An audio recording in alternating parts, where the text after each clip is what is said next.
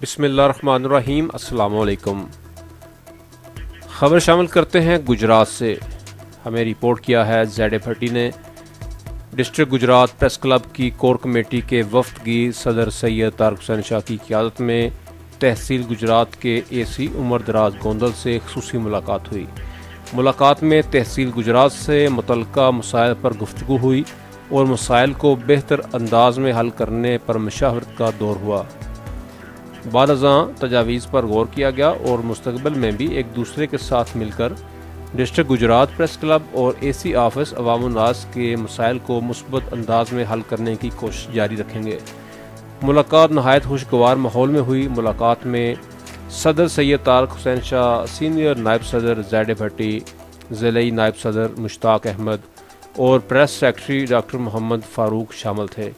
इस मौका पर डिस्ट्रिक्ट गुजरात प्रेस क्लब ने नेक ख्वाहिशात का इजहार करते हुए असिस्टेंट कमिश्नर उमर दराज गोंदल को फूलों का गुलदस्ता पेश किया।